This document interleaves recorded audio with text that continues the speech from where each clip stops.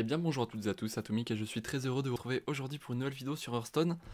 Aujourd'hui je trouvais que la méta elle était un peu trop stable, il y avait trop voleurs qui dominaient tout le reste de la méta, donc j'avais envie de me lancer dans un deck totalement hors méta, et en me baladant sur les internets, je me suis retrouvé avec une base de big chasseurs qui jouent des grosses bêtes. J'ai un peu modifié ça à ma sauce et voilà la liste avec laquelle je suis arrivé. Du coup le deck, comment il fonctionne, c'est pas super compliqué, le but c'est juste de foutre des créatures très grosses, en très grosse quantité, assez rapidement. Les grosses bêtes qu'on joue, on joue le King Crush, l'ours des montagnes, la chouette, le chouchou du professeur et la tarentule. Ce sont les bêtes principales que l'on joue, qu'on veut invoquer en masse dans le deck. Et pour les invoquer, on a plusieurs manières pour tricher. On a tout simplement déjà la légendaire, gratuite en plus il me semble, de l'Alliance, Vandar Stormpeak. Tous les serviteurs de notre deck du coup coûteront 3 cristaux de moins une fois qu'on aura posé ce serviteur, donc ça va rendre nos créatures excellentes. Le chouchou du professeur par exemple, il passera à 2 cristaux de mana, donc c'est vraiment extrêmement fort. On a également le Belluaire Léorox qui va invoquer 3 bêtes de notre main. Imaginons dans notre main on a King Crush et deux ours des montagnes, mais hop ça fait un board totalement dingue pour seulement 8 cristaux de mana. On joue également un animal gardien, je sais pas exactement comment c'est en français, un exemplaire du Guardian Animals pour reprendre le board tout simplement. Le problème de Léorox c'est que ça donne pas ruée à nos créatures, ça nous aide pas à revenir. Donc ici les animaux gardiens, ça peut donner ruée à nos chouchous du professeur, à nos tarentules. Également intéressant à noter, si on a joué Vandar avant, animaux gardiens ça peut invoquer l'ours des montagnes par exemple, puisque le coup est appliqué dès que Vandar est joué, donc ça veut dire qu'on a l'ours des montagnes qui passe à 4 cristaux dans le deck, et donc animaux gardiens l'invoque. On joue également le commandant Ishman, c'est sûrement comme ça en français également, qui invoque une bête de notre deck avec ruée. Si jamais on tue un serviteur avec, ça re-invoque une autre bête. Donc c'est extrêmement fort contre les decks qui prennent le board. Et pour tenir le late game, on a le joyau d'Enzot. Du coup, pour tenir en début de partie, on n'a pas le droit de jouer de serviteur pour respecter la synergie avec Vandar Foudre Pique, en français il me semble. Donc on a tout un package secret qui est vraiment très fort depuis la dernière extension. Le bunker de Dunbaldar sur Mulligan, c'est la carte que vous voulez trouver. Ça vous pioche 3 secrets, donc ça épure le deck, ça veut dire qu'après vous aurez plus que des choses intéressantes dans le deck. Du coup pour 2 mana on récupère 3 secrets à 1 cristaux de mana, c'est extrêmement fort. Pour synergiser avec ces secrets et mettre un peu de board en début de partie, on a le Zoo, qui met du coup plusieurs 3-3 pour 3 cristaux de mana. Pourquoi pas, ça comble un peu le board en début de partie. On a le fusil, ça c'est une excellente carte du chasseur qui est là depuis tout le temps dans tous les decks chasseurs. Très bonne carte le fusil. Et pour combler les tours un peu vides qu'on peut avoir, tour 6, tour 5 des fois si on n'a pas les bonnes cartes, on peut être un peu vide. On a la Resizing Pouch qui va s'adapter à chaque situation pour nous proposer une carte correspondant à nos cristaux de mana. Du coup le mulligan il est pas très compliqué. On va chercher notre début de curve, mais surtout pas les secrets, voilà, mais au mulligan on va chercher en priorité Vandar, et le bunker, et le pistage également. C'est les 3 cartes qu'on voit au mulligan, pistage, bunker et Vandar. Euh, Si jamais on a déjà le bunker, on peut garder le petting zoo, et c'est à peu près tout au niveau du mulligan. Voilà, on va hard mulligan pour toutes ces cartes à chaque fois. J'ai fait quelques tests en non classé pour construire la liste, hein, pour voir ce qui marchait pas très bien, ce qui était anti-synergique ou quoi. Donc on va tenter de lancer en classé, voir comme ça donne. Je vais pas vous mentir, on n'est pas là sur un top deck, on n'est pas là sur le deck qui va briser la méta. Pourquoi personne ne joue ce deck ou quoi. Non, non, non, hein. Si personne ne joue ce deck, c'est tout simplement que c'est pas un bon deck, c'est pas conseillé pour monter, mais bon. J'avais envie de m'amuser, je savais pas quoi jouer. Donc allez, c'est pour ça que je suis parti sur ce chasseur. On va voir contre quoi on tombe. Euh, je pense que ouais, comme les decks big, on est un peu en difficulté contre tout ce qui est trop agressif, mais qu'on peut se débrouiller contre ce qui est un peu plus lent. Donc là, on va tout virer, hein, donc une des cartes dont on parlait pour le mulligan. Hop, je vais vous afficher la decklist. Tac, voilà. On a un secret, c'est une mauvaise nouvelle, hein, les secrets qu'on pioche avant le fortin de Dunbaldar. On a Vandar, ça c'est une très très bonne nouvelle par contre. Bon, visiblement, on va quand même pouvoir curver piège givrant et into le zoo. Ça c'est une bonne nouvelle. C'est-à-dire qu'on pourra mettre 2-3-3 sur le tour 3, c'est plutôt fort. Qu'on pourra faire 2, 3, 4. Et on a encore 3 draws d'ici là pour voir ce qu'on pourra faire au tour 5. Donc voilà, la curve qui est quand même prometteuse pour l'instant. On a également un T6 pour l'instant. Et là voilà, on voit qu'on a une curve à trous. C'est-à-dire que pour l'instant on n'a rien à faire au T5. Du coup si on chope une bourse ajustable, on pourrait faire la bourse sur tour 5 pour choper un petit truc à 4 mana à jouer. Ça pourrait être pas mal là. Donc bon, on va attendre L'adversaire qui décide de prendre du temps en face pour faire son tour. Visiblement une décision compliquée. Ah bah c'est un voleur, sacré voleur, hein, c'est druide. Ou l'inverse, je sais plus. Oh, le fortin, bah, on va le placer directement. On va un peu décaler notre plan. Mais le fortin, vraiment, faut l'équiper instantanément. Y a pas trop de doute là-dessus. On va peut-être tout décaler, du coup, on verra comment on organise notre curve. Mais c'est possible que Vandar tombe sur 5, ou alors que ce soit le Petting Zoo qui tombe sur 5. On verra comment ça s'organise pour nous. La tarentule, ok. J'ai pas envie de placer mon freezing là par contre. Donc je vais trail la tarentule. Pas spécialement mieux. Et là en vrai si jamais il trigger pas notre... Si jamais il trigger pas notre Ice Trap, prochain tour on peut faire freezing plus petting. Et du coup ça pourrait mettre un board assez sympa. Et du coup tour 5 on pourrait curver avec l'autre secret à 1 plus Vandar. Ouais ça on a besoin de nos 3-3 pour qu'on teste ces 3-3 à lui. Du coup c'est parti, hop. On va mettre 3-3-3 du coup. Hop là on arrive à se battre au niveau du board. C'est pas mal. On a bien épuré notre deck en plus, plus que 20 cartes dans le deck. Du coup prochain tour on peut faire Explo plus Vandar. Et là en vrai c'est prometteur pour l'instant la partie. On n'est pas trop mal. Ouais l'Ice Trap c'est le problème quand il y a la coin en face.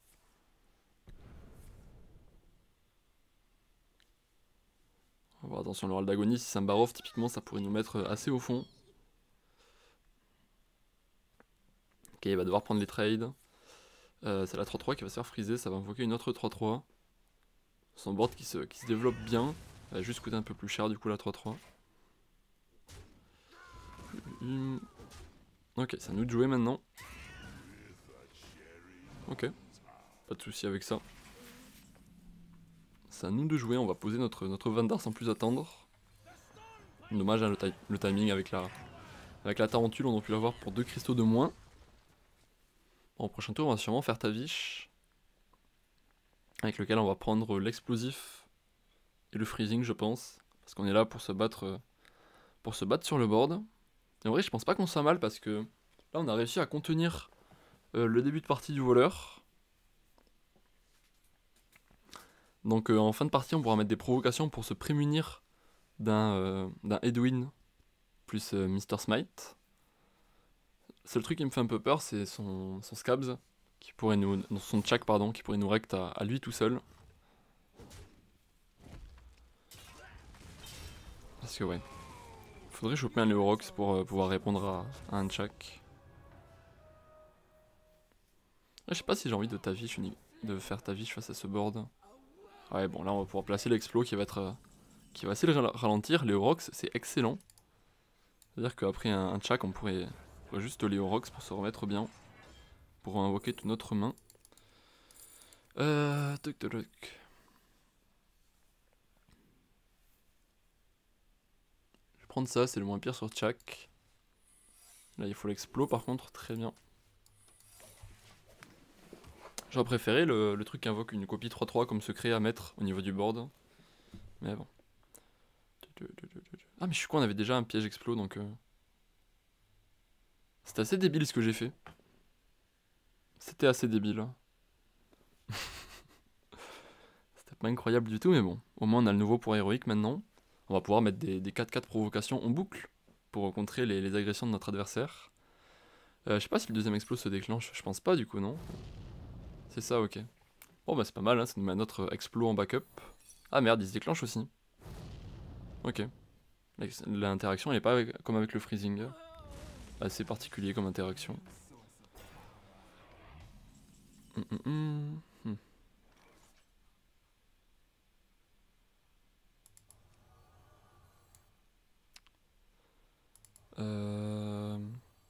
peut juste faire ça. Plus ça. Le seul problème, s'il y a un gnoll, ça voudrait dire qu'on prendrait 5 dégâts face si là il nous fait un gnoll. Ce serait pas amusant, mais bon. On est quand même pas mal, je trouve. Plus qu'à 18 PV en face, c'est-à-dire que quelques coups ça suffirait à le tuer. Il va pas non plus avoir le temps de grid son Chak, c'est-à-dire que si à un moment on prend le dessus sur le board, Il est obligé de répondre directement. Pas de Gnoll en face en tout cas, ça c'est la très très bonne nouvelle. Ok, il va essayer de trouver un Gnoll avec son Edwin. Ok, il part pour le plan de jeu greedy. Edwin Shadow Step. À nous de poser des provocations pour se prémunir d'un létal de derrière les fagots qui pourrait survenir. Ouais, il n'y a pas d'explos mon pote, il y a un freezing. Si t'as pas de Gnoll, tu peux pas le déclencher. On va voir hein, s'il arrive à trouver une solution, s'il va devoir sacrifier sa 5-7. Ok, ouais, ça veut dire qu'il avait rien de mieux à faire. 4, 5, 6.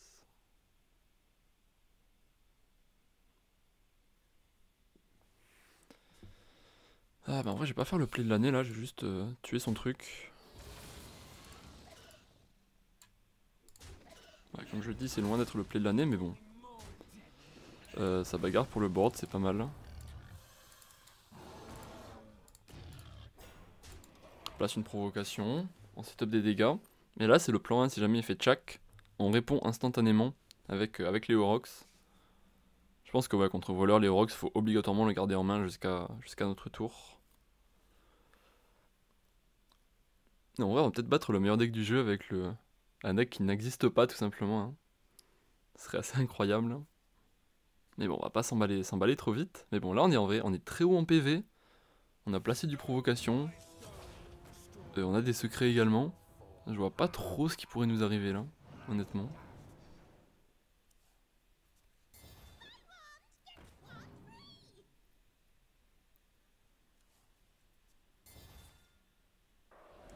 Ok, un peu relou ça. Ouais, même bien relou, ok, il va pouvoir trigger le freezing en plus. Bien relou tout ça. Si on chope un autre Uffer, on a le clean sur sa 10-10. Allez. Oh, let's go! Champagne. On est trop fort, on est trop bon.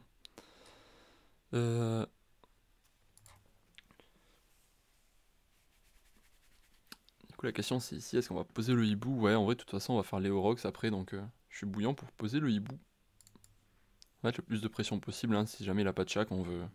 Plus on attend, plus il a de chances de choper le chak. Donc on va mettre la pression. On va mettre une grosse pression ici. Si jamais il tue nos créatures, on peut faire le bijou d'Enzot pour répondre. On est pas mal ici, on est vraiment pas mal du tout. On a éliminé la menace Edwin plus Might, ça c'est une très bonne nouvelle également. Ouais bon, certes, ça c'est pas ouf pour nous. Le fait que le freezing se déclenche sur la 1-1. Mais bon, on pouvait pas tout faire. Ok, il va faire check tout simplement là-dessus. Fire Sale. Il reste des PV. Il reste des PV à tuer là par contre. Là, faut que tu fasses quelque chose. Ok, il va espérer que ça parte dans la 1-1. Attention. Haha. Dommage, monsieur le voleur. Bon, en vrai, même si ça partait dans la 1-1, on était tellement devant avec le joyau et tout, avec notre hero power que la game était pliée. Le Meta Breaker, les gars. En vrai, je vous ai dit que c'était pas un deck top méta, mais peut-être qu'en fait, c'est juste un super deck que personne n'a découvert. Je sais pas si mes premières games en classé avec, j'ai fait que du non classé avec pour l'instant. Bon, j'avais 100% de win rate en non classé, mais ça veut pas dire grand chose. Pour l'instant, là, quand j'ai lancé la vidéo, je m'attendais à un titre. Le deck le plus sombre de la méta, le deck horrible à ne surtout pas jouer. Mais en vrai, on bat voleur, donc on va pas critiquer ce chasseur. 100%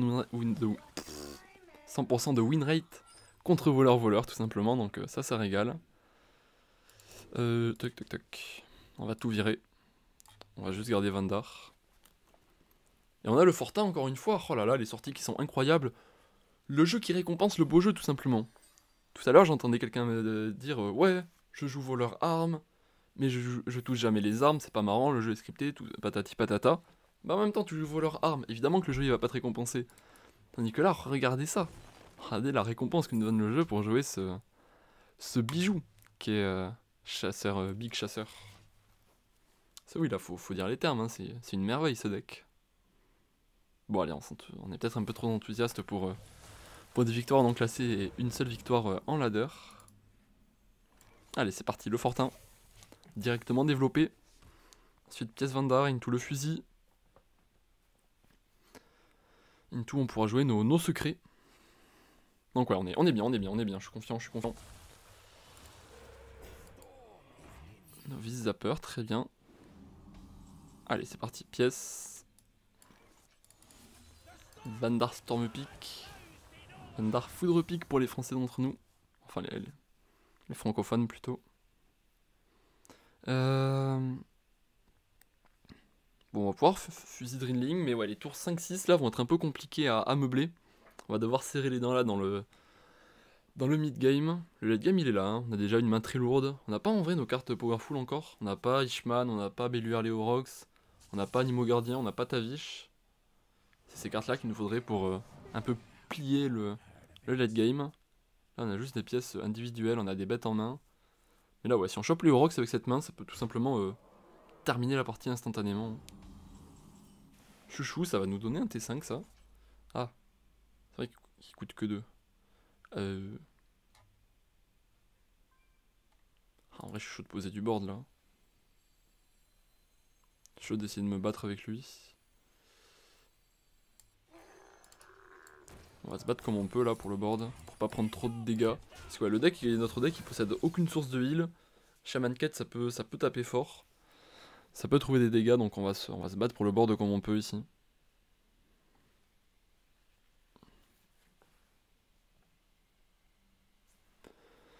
On a le fusil, le freezing trap.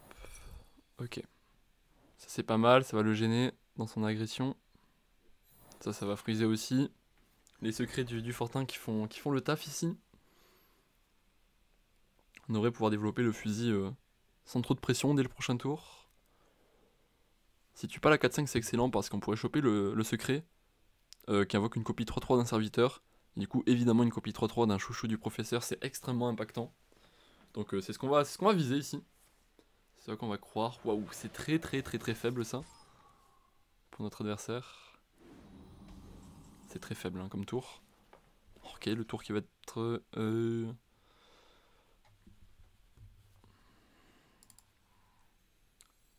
Bon, on va mettre le fusil quand même, faut l'équiper un jour.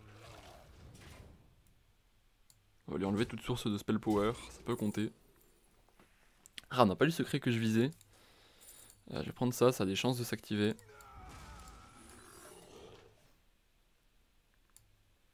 Et je vais aller face.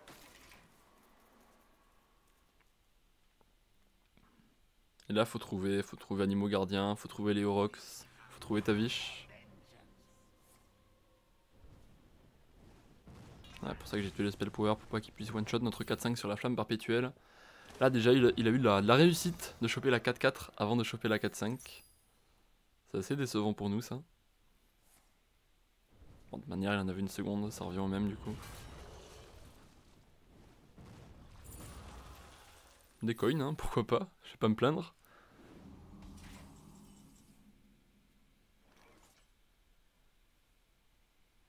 Je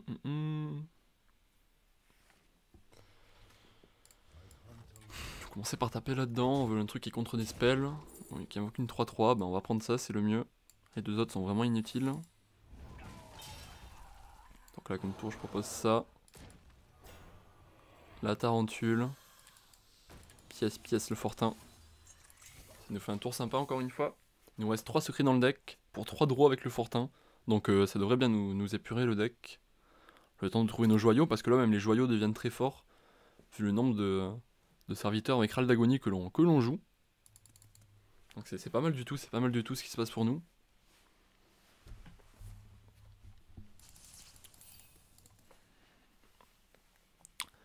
Ça nous met bien. Ok, les esprits de loup.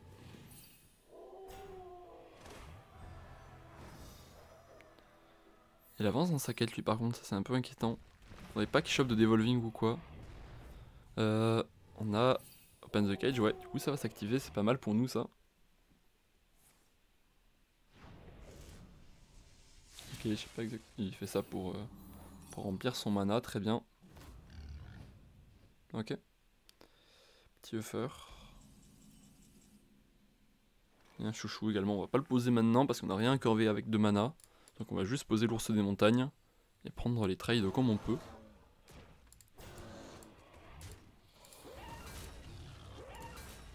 Il a plus que 3 cartes en main en face. De notre côté, le board se développe dangereusement. Il a également plus que 3 mana, donc s'il n'a pas d'overdraft, son tour il va être extrêmement faible ici. On va voir s'il a quand même de quoi débloquer ses cristaux de mana en surcharge. Ok pour la studies.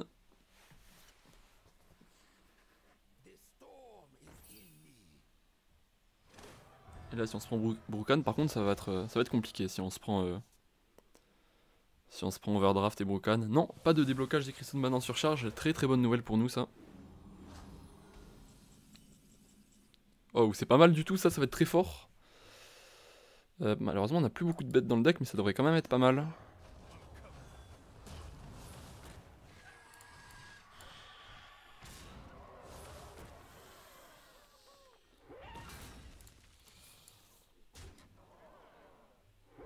On n'a plus de bêtes dans le deck à ce moment-là.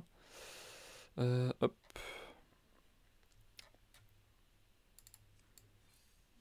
Je vais mettre de secret 1 pour l'effrayer tout simplement ici. Je vais essayer de garder cette 5-6 en cas de flamme perpétuelle découverte. Du coup je vais taper ici. Allez, full face avec le reste. Ok. On est parti, on est parti, on est parti. À l'attaque, oh, le Wishman qui a tout simplement régalé ici. Je pensais pas... Ouais, je m'en rendais pas compte à quel point c'était impactant, c'est la première fois que je joue la carte. Et waouh, ok. Brukan, il va faire 2 points de dégâts à tout le monde. Ça va pas non plus faire énormément de taf. Puisqu'on récupère les 1-1 Toxi. On a également le râle d'agonie du hibou qui peut aller face. Et là, il va soit se heal, soit mettre les 2-3 avec provocation, mais c'est pas forcément suffisant. Donc il va se rendre 6 PV. Ouais, il a raison, du coup, ça veut dire que les Toxi n'ont pas d'intérêt. Ah merde. On avait l'étal si on pouvait poser le King Crush, mais malheureusement c'est pas chose possible ici.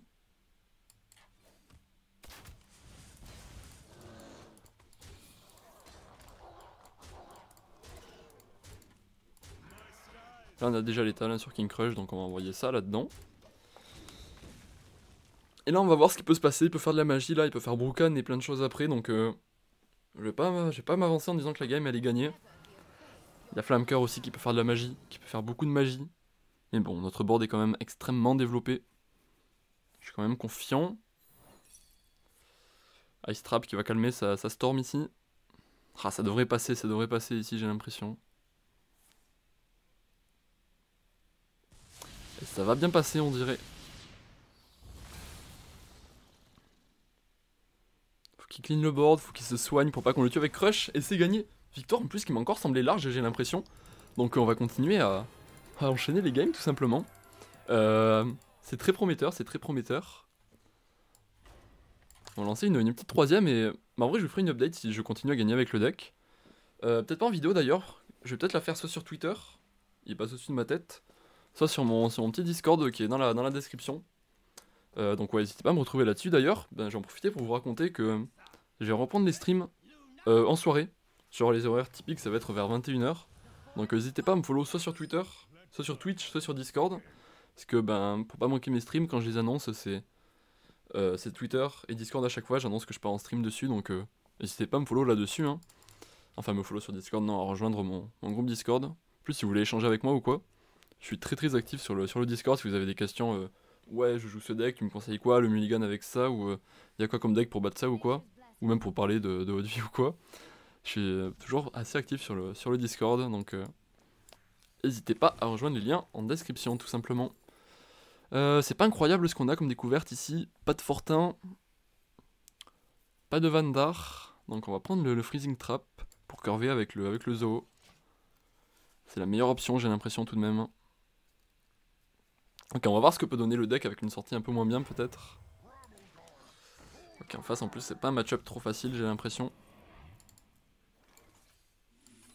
On va tenter le freezing pour se débattre. On va peut-être faire petting pour une seule 3-3. J'ai l'impression qu'on va devoir être réduit à faire ceci. Ouais, je pense que ce match-up là, un truc comme ça bien aggro, c'est pas facile pour nous.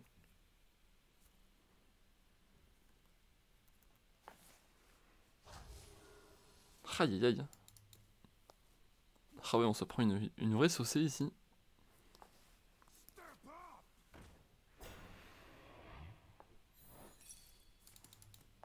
La 2-2 qui s'en va, très bien. Et voilà, on va devoir faire ça pour essayer de tenir un peu. Faudrait top deck Vandar là, prochain tour, comme ça on peut carver Vandar, into Tarantule, into meublé. Ça on pourra pas le gérer, c'est pas une bonne nouvelle. Ça met beaucoup de pression également. Et énormément de pression même.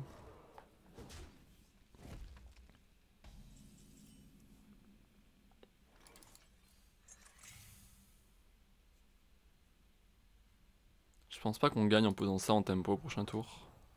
Donc on va trade je pense. Ça peut contrer un boost de son board, donc c'est une bonne nouvelle. On va tenir comme on peut. Aïe aïe aïe, Drektar on 4 en face.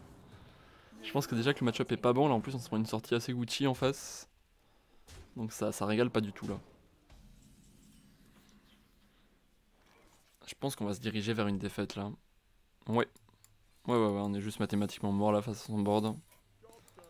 Tant pis, bon ben voilà, comme ça je vous aurais pas non plus trop escroqué avec une vidéo où on fait que gagner avec un deck qui est, je pense, j'ai pas fait plus de games que ça, mais avec un deck qui n'est pas non plus incroyable. Je suis quand même content de vous avoir proposé ces games assez sympas avec un nouveau deck du coup. Du coup si ça vous a plu, je vous invite à vous abonner pour être au courant pour les prochaines vidéos. Et n'hésitez pas à me follow du coup comme j'ai dit sur mes réseaux pour la suite qui arrive. Du coup moi je vous dis à très vite, c'était Atomic. Et d'ici là portez-vous bien, au revoir à tous, merci.